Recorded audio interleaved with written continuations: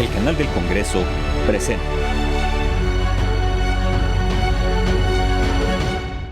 Ponerse en los zapatos del otro, de los desplazados, los obligados a huir de su hogar, significa reconocer los alcances y gravedad de un fenómeno social que, lejos de resolverse, se agrava. De todos los factores, el crimen organizado se ha convertido en el componente que más ha influido en el desplazamiento forzado interno en México. Cambia toda la vida de las personas, ¿no? No es solo, nadie debería tener que cambiar de lugar de residencia sin poder escogerlo de manera forzada. Y al hacerlo, hay una serie de impactos. En un momento más volvemos con este importante tema. Por ahora es tiempo de darles la bienvenida y arrancar así Cámara Alta.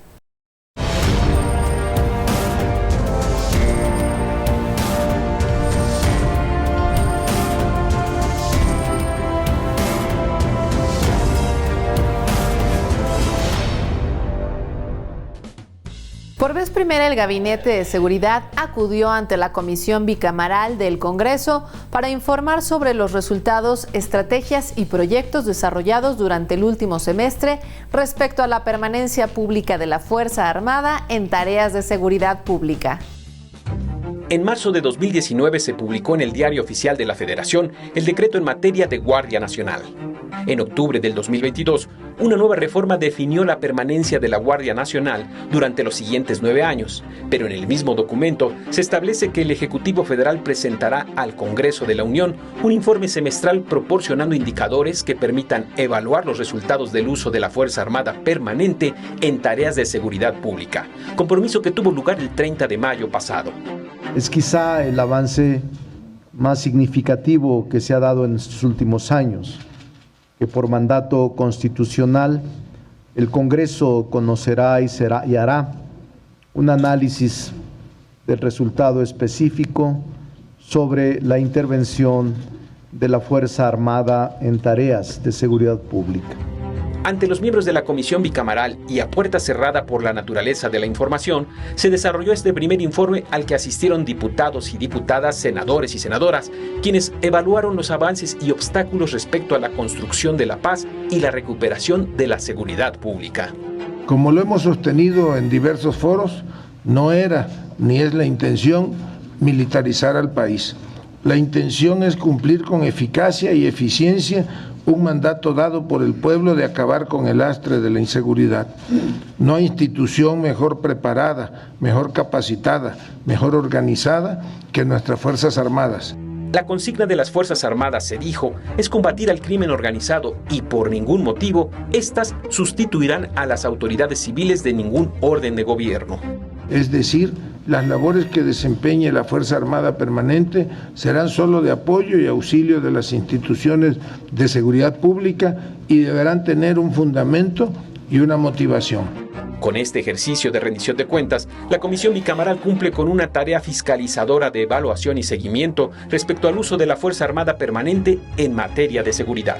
Estamos convencidos que este ejercicio republicano es el primero y tendremos todos los que sean necesarios para dialogar y fortalecer las instituciones de seguridad pública de todo el país y que con ello vaya dejando de ser necesaria la presencia de las Fuerzas Armadas en tareas de seguridad pública en el plazo convenido.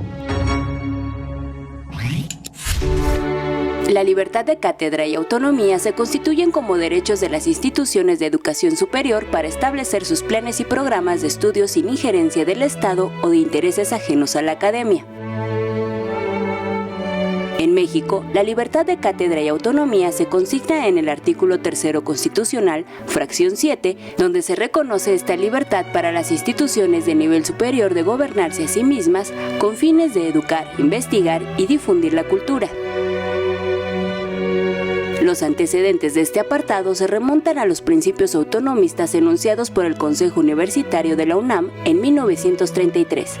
Posteriormente, los movimientos estudiantiles de los años 60 llevaron que la autonomía fuera considerada un principio primordial en la defensa de las universidades públicas. A finales de los años 70, el tema de la autonomía y libertad de cátedra de las universidades adquiere un nuevo carácter cuando se plantea su inclusión en la Constitución Política Mexicana. El entonces presidente José López Portillo propuso incluir en la Constitución mexicana el reconocimiento a la autonomía y libertad de cátedra de las instituciones de nivel superior. La iniciativa fue aprobada por las cámaras de diputados y senadores y el 9 de junio de 1980 se publica en el Diario Oficial de la Federación el decreto por el cual se reconoce en la Constitución mexicana la autonomía y libertad de cátedra de las instituciones de educación superior. Persecución, conflicto, violencia generalizada y violación de los derechos humanos son algunas de las causas que dan forma al desplazamiento forzado interno, un fenómeno que durante décadas fue invisibilizado. Hoy toca las puertas del Senado exigiendo atención para que no se sigan repitiendo casos como el que vamos a escuchar a continuación. Tierra Blanca siempre he estado allí, pues ahí es mi pueblo. El 26 de diciembre de 2020 fuimos desplazadas por parte de paramilitares de la organización MUR. Qué lejos estoy del suelo donde he nacido. Himno a la nostalgia, a la añoranza que roza con llanto. El día 26, como a las 8:30, atacaron a la familia de mi hermana. Mataron a su esposo de mi hermana, hirieron a sus 3 hijos. Ese 26 de diciembre fue cuando pues muchas personas fueron desplazadas de la comunidad de Tierra Blanca. En total de las personas que fuimos desplazadas, fuimos 143 familias.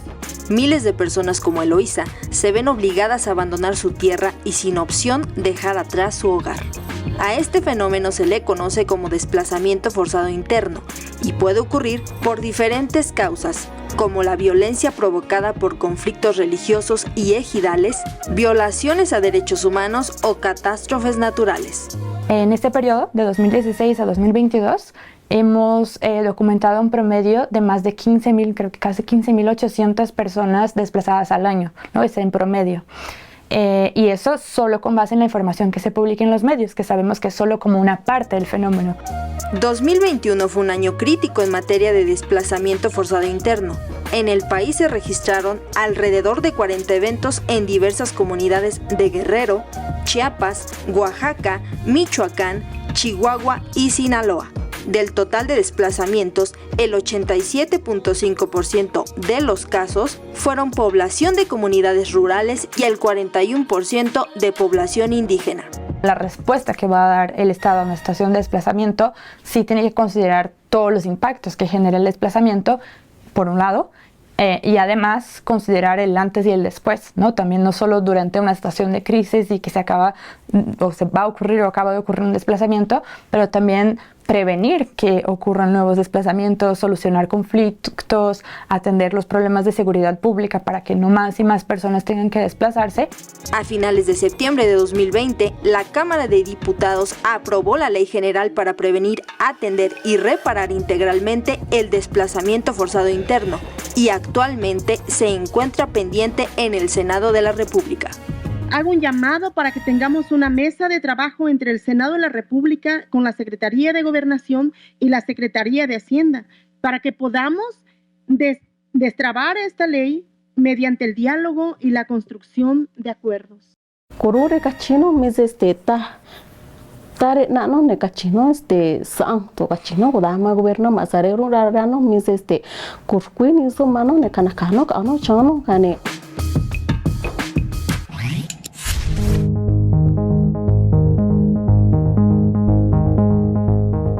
En mayo de 2023, la Organización Meteorológica Mundial publicó un informe sobre la situación de las temperaturas globales en los próximos 5 años. Se espera, afirman, que las temperaturas alcancen niveles récord por los gases de efecto invernadero y que predomine el fenómeno llamado El Niño.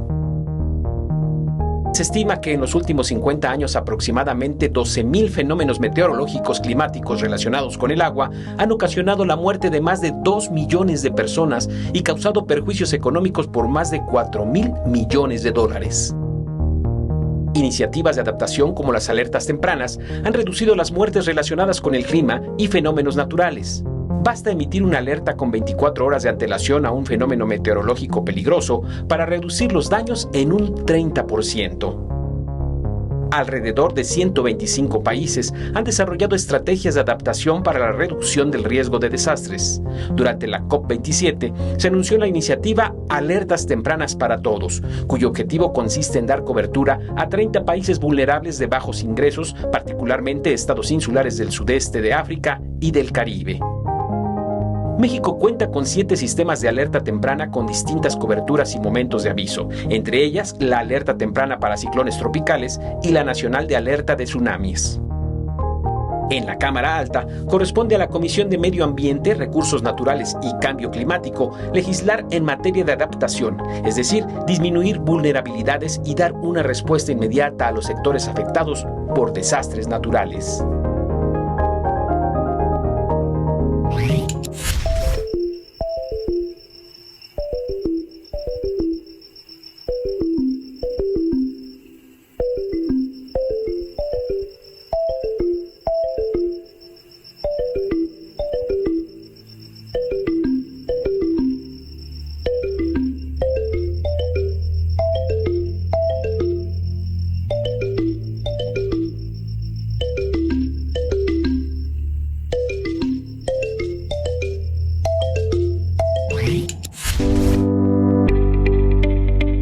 Senador Alejandro González Yáñez, del Partido del Trabajo, presentó una iniciativa para incorporar en la ley la figura de coaliciones legislativas. Esta propuesta tiene la intención de que donde se genere una coalición electoral y esta salga adelante, obtenga la victoria en el proceso de competencia política, por ley también se dé una coalición de gobierno. Para el senador Yáñez, ha llegado el momento de que en México surja un gobierno de coalición. Por tal motivo, planteó a los coordinadores de los diferentes grupos parlamentarios concentrar todas las iniciativas enfocadas en este tema para que sean analizadas por un equipo de trabajo plural. Para gobernar a un país, hoy en día se requiere de alianzas, un ejercicio de poder compartido que se manifiesta a través de las coaliciones. Gobernar en coalición permite expresar mejor los valores de la democracia, se refuerzan los mecanismos de control político y se comparte la administración pública. Hasta hoy, las coaliciones electorales se han utilizado por los partidos políticos para aumentar sus posibilidades de ganar las elecciones. Sin embargo, cuando las elecciones terminan, los partidos miembros de la coalición actúan de manera individual y olvidan las propuestas que prometieron en campaña electoral, debido a que no existe una herramienta para gobernar en coalición y que ésta trascienda el mero proceso electoral. Censar, medir estadísticamente, permite entender los cambios en el tiempo y para el Poder Legislativo representa una herramienta fundamental para el diseño de políticas públicas. Por ejemplo, para la creación y reforma a las leyes y reglas en materia agrícola, ganadera y forestal. De ahí la importancia del Censo Agropecuario 2022, del cual hoy presentamos algunos resultados preliminares. El campo mexicano es uno de los principales pilares que garantizan el crecimiento y desarrollo de nuestro país. El sector agropecuario no solo es generador de miles de empleos, también es la base fundamental para satisfacer las necesidades alimenticias básicas de millones de mexicanos. Para generar estadísticas actualizadas sobre las unidades de producción agrícolas, ganaderas y forestales de México, el INEGI aplicó el Censo Agropecuario 2022, el cual nos permitirá conocer cuántas familias campesinas hay, además de qué, cómo, cuánto y dónde producen. Los resultados finales, que se publicarán en noviembre de este año, serán útiles para la toma de decisiones, el análisis y la investigación. El instituto continuará alcanzando su finalidad y tarea máxima de suministrar a la sociedad y al Estado información de calidad pertinente, veraz y oportuna, a efecto de coadyuvar al desarrollo nacional. La última ocasión en que se había llevado a cabo un censo agropecuario fue en 2007, es decir, hace más de 15 años. Pero ¿desde cuándo se empezaron a aplicar? Se remonta a 1930. Que es cuando se hizo el primer censo agropecuario, y desde entonces hasta ahora llevamos 9 censos agropecuarios en el país, de modo que hay una larga serie de datos que se pueden consultar y que nos permite establecer cómo ha crecido, cómo ha venido evolucionando el sector. En los resultados preliminares se encontró que solo 10% de la superficie total de México es utilizada para la producción alimentaria. Además, el número de trabajadores en el campo asciende a 27.5 millones, de los cuales 83.8% son hombres y 16.2% mujeres. Asimismo, fue posible identificar las principales problemáticas a las que se enfrentan los agricultores y la industria del campo en general. El que salió como más importante, digamos, el más mencionado por todos los productores, son los altos costos de los insumos y de los servicios. El segundo mencionado se refiere a los factores climáticos. El tercero que mencionaron fue la baja de precios o disminución de las ventas a causa del COVID. Otras dificultades a las que se enfrentan los trabajadores del campo mexicano son factores biológicos, la pérdida de fertilidad en el suelo, la inseguridad, problemas de transportación y comercialización, intermediarismo y la escasez de mano de obra.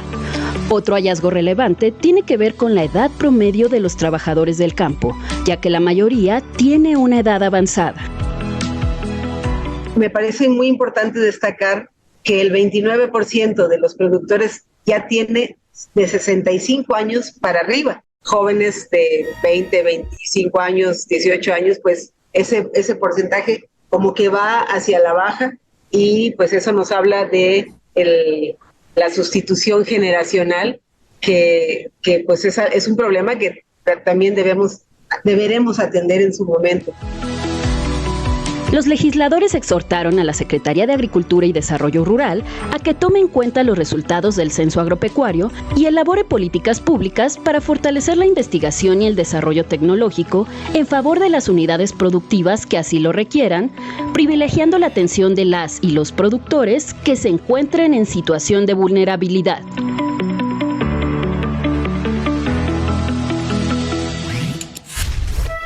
La noche del 18 de marzo de 1938, el presidente Lázaro Cárdenas anunció a través de la Radio Nacional las razones por las cuales se concluía expropiar a las empresas petroleras extranjeras instaladas en el país. Es evidente que el problema que las compañías petroleras plantean al Poder Ejecutivo de la Nación con su negativa a cumplir la sentencia que les impuso el más alto tribunal judicial no es un simple caso de ejecución de sentencia, sino una situación definitiva que debe resolverse con urgencia. Es el interés social de la clase laborante en todas las industrias del país el que lo exige. En aquel histórico mensaje a la nación, el presidente Cárdenas solicitó el apoyo de los ciudadanos para salvar el petróleo mexicano y el honor del país. Un día después del anuncio, miles de personas salieron a las calles para celebrar y responder al llamado del presidente, donando toda clase de cosas para cumplir con la indemnización pactada con las empresas extranjeras. Casi 3 meses después de la expropiación, con la intención de reorganizar, concentrar y coordinar la industria petrolera, el 7 de junio de 1938, mediante otro decreto presidencial, se funda la paraestatal Petróleos Mexicanos. Pemex se constituyó como pieza clave del modelo de desarrollo mexicano al proveer de energéticos a la planta productiva nacional, así como la regulación de las condiciones laborales del sector petrolero. El decreto decreto de la expropiación petrolera y sus posteriores disposiciones, como la creación de Pemex, son un ejemplo de decretos ejecutivos. Estos son actos administrativos promulgados por el Poder Ejecutivo que no se someten a discusión en las cámaras de diputados y senadores, por lo que su rango es jerárquicamente inferior a las leyes. Pero por su trascendencia y disposición de la ley, son autorizados y publicados en el Diario Oficial de la Federación.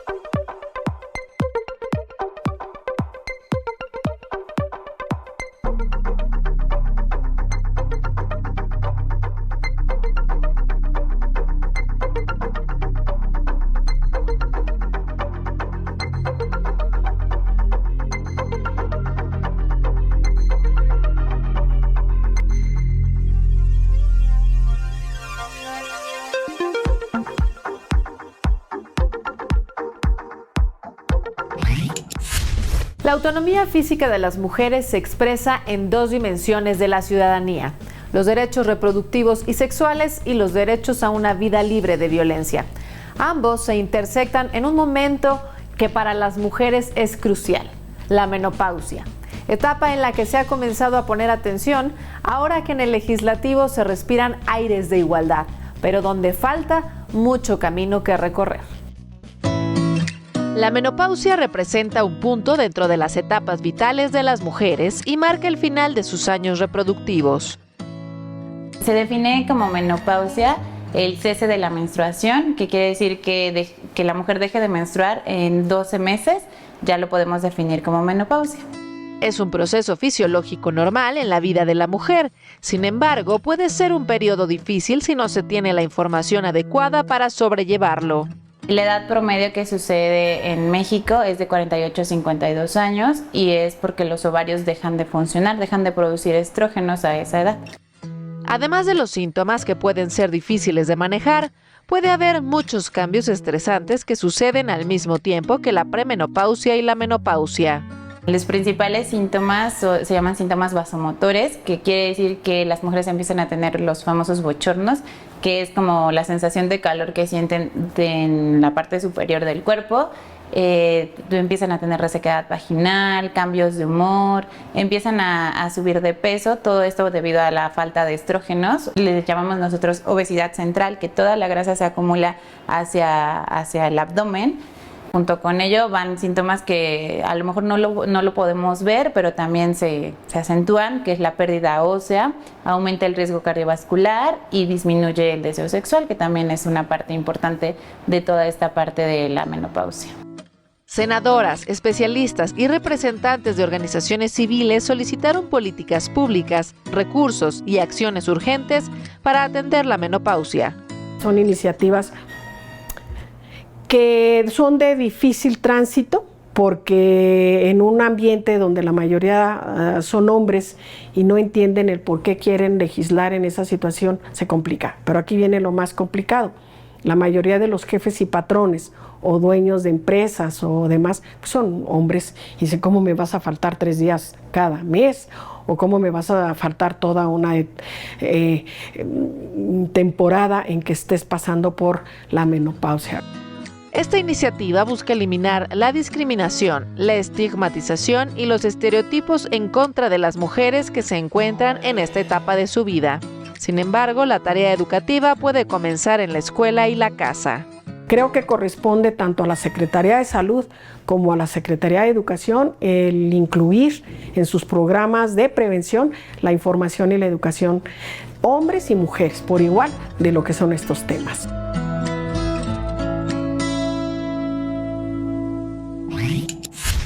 ¿Ustedes son de los que les entregan el celular o la tablet a sus hijos para que se entretengan y no den lata? ¿Saben de los daños que genera la exposición a la pantalla en menores de 2 años? Aquí les contaré la próxima semana en la siguiente entrega de Cámara Alta. Por lo pronto, no me resta más que agradecer su atención y pedirles que se comuniquen con nosotros para que nos brinden su opinión a través de los medios de contacto que se presentan justo ahora en pantalla. Soy Paulina Usigli, pásenla muy bien y hasta pronto.